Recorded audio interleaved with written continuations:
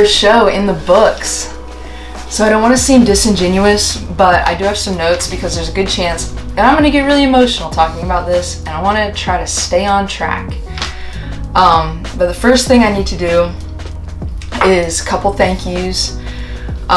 Just really a general thank you for all the people who supported me and showed me love. This prep, it wasn't as hard as I expected it to be, but it certainly wasn't easy. And I think a lot of that is because I just have such good people in my corner constantly reminding me, you can do this, like you're doing so well, we're so proud of you. And that stuff goes so far. It really does. When I'm having a hard day and somebody sends me a message or whatever, it's just like, oh, I can do this. Like this really, in the big scheme of things, isn't that hard. So big thanks there. Next, my coach, Gentry Manley. I feel like we were a great match. Thank you for taking me on in the beginning. You know, people ask me a lot, like, how many other clients does G have? And I don't know the answer. Well, I do know now, but at the time I didn't know the answer because it always just felt like one. I always felt like I was her only client, and I think that's really cool to do. And then the fact that you came to my show was even better. In the room, you know, there's like a backstage area and there's all these competitors, and it's so funny because, you know, they're all in these like silk robes like the other competitors, and they just come in, everything's like so fancy. They got like rhinestones, their name and their gym and everything on their shirts, and just super fancy. And you know, G's wearing Jordans and flannel, and so it's cool because like from a bird's eye view you could definitely see like, oh, those two, like they're a team. And I just think that's cool. You know, you always like reminded me to just be myself in the process, and I just think that's really cool. So thank you for everything. Thanks for coming out to my show with your busy schedule.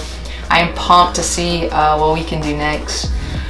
And then JC, I'm trying not to get emotional, but you support me in everything that I do always, and with no questions, you don't bat an eyelash. And you know, I feel like all of the things that we do together. And I feel like, you know, anytime that I feel pain, like you take some of it on for yourself so I don't have to feel it all. And I don't know what I did to deserve that, but you are the best thing that's ever happened to me. And I just want to keep winning at everything that we do. Because you set a great example and you make it so fun. Literally every day of my life is so fun because of you.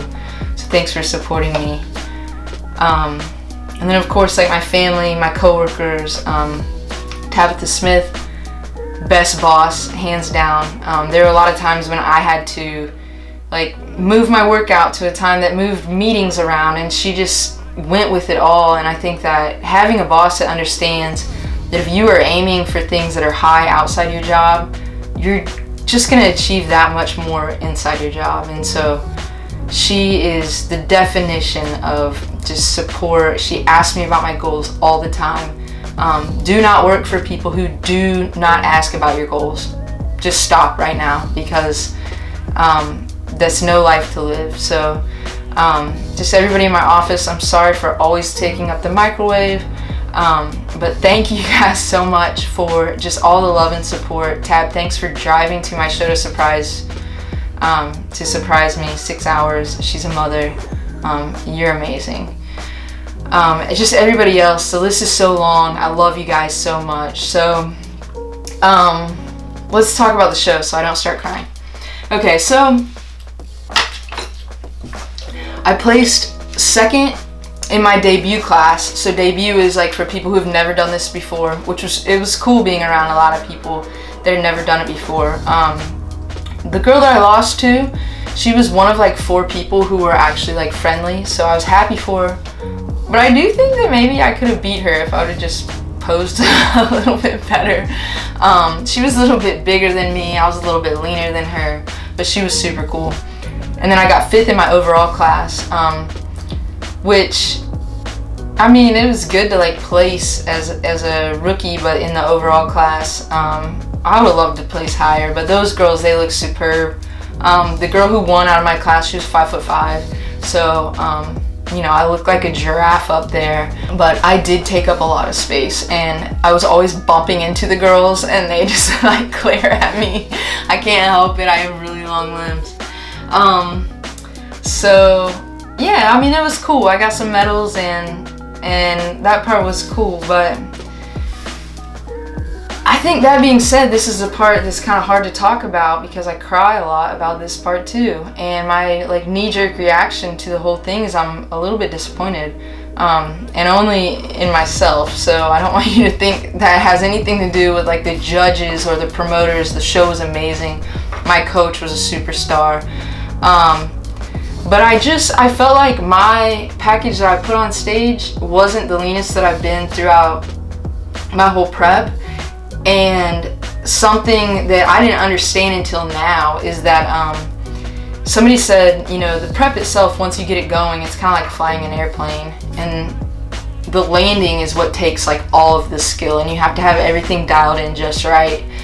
And I think in retrospect, something that I should have done is been a little bit more, or a little bit better communicated with my coach, because my coach lives in Dallas, I live in Virginia, and we talk all the time. And she's like, how do you feel? And I'm just not a complainer, so I'm like, I feel good, I feel great.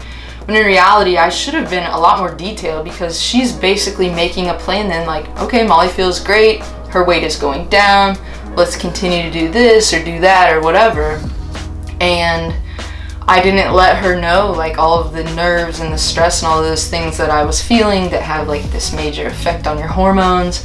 And so, that's something that I need to do better in the future, is like, I hired this person as a coach, so I need to get real with them so they can make a plan that works for me.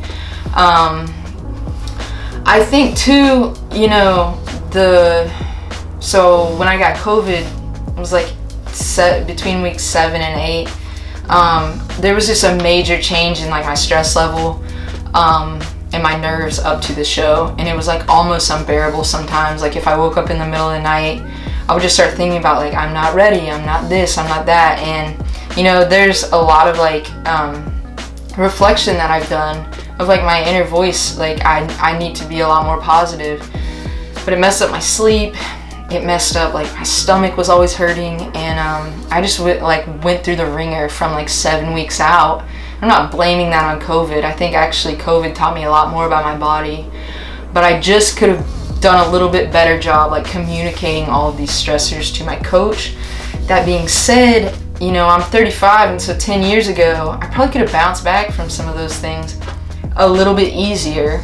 Not sleeping, just being really sore, whatever it was. Like through this whole process, I didn't miss a single meal. The only workouts I missed were during COVID, and I don't think missing those workouts really affected me in the long run. So you start looking at all these little things and how they can change.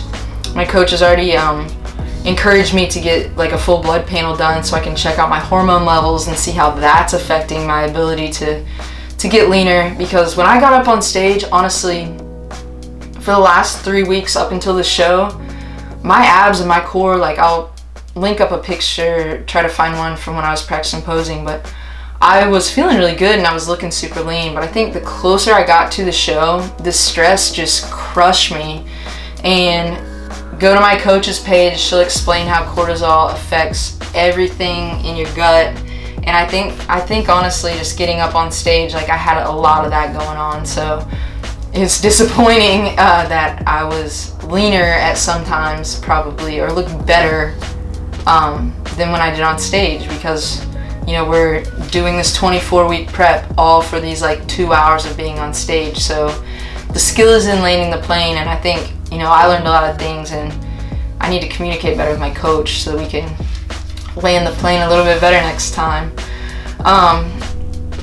I think too, a couple other things was like just posing. I practiced posing so much and I still didn't practice enough.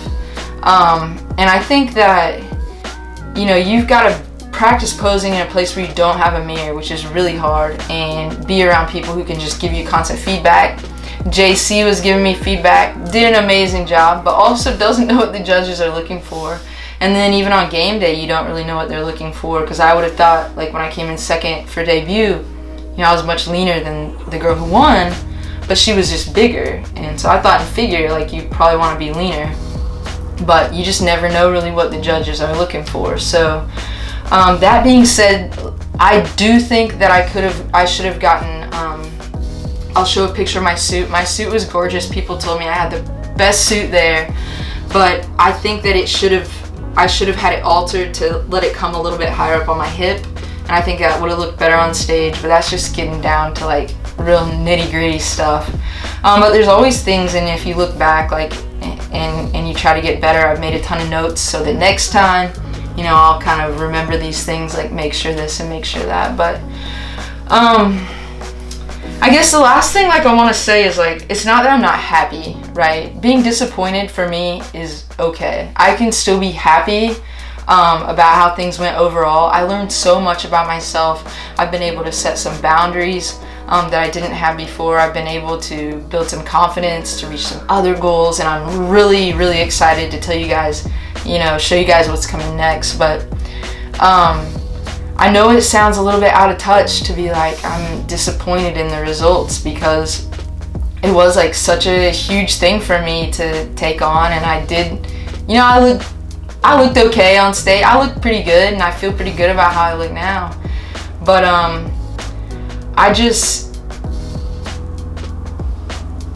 I think that setting like lofty goals, you can't just be happy with just participating. Like, that's never gonna be me.